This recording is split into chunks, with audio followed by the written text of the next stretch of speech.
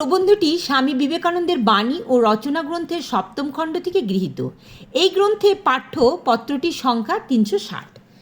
কল্যাণিয়া miss Nobel স্টাডির চিঠিখানি কাল পেয়েছি। তাতে জানলাম যে তুমি ভারতে আসতে এবং সব কিছু চাক্ষুষ দেখতে দৃঢ় সংকল্প। কাল তার উত্তর দিয়েছি, কিন্তু মিস মুলারের কাছ থেকে তোমার কর্মপ্রণালী সম্বন্ধে যা জানতে পারলাম তাতে পত্রখানি আবশ্যক হয়ে পড়েছে। মনে হচ্ছে সরাসরি তোমাকে লেখা ভালো। তোমাকে খোলাখুলি বলছি, এখন আমার দৃঢ় বিশ্বাস হয়েছে যে ভারতের কাজে তোমার এক বিরাট ভবিষ্যৎ রয়েছে। ভারতের জন্য, বিশেষত ভারতের নারী সমাজের জন্য পুরুষের চেয়ে নারীর একজন প্রকৃত সিংহীর প্রয়োজন।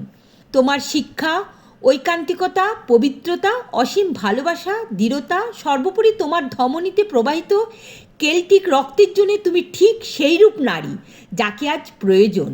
কিন্তু বিঘ্নও আছে বহু। এদেশের দুঃখ, কুসংস্কার, দাসত্ব প্রভৃতি কী ধরনের তা তুমি ধারণা করতে পারো না। এদেশে এলে তুমি নিজেকে অর্ধ উলঙ্গ অসংখ্য নরনারীতে পরিবেষ্টিত দেখতে পাবে।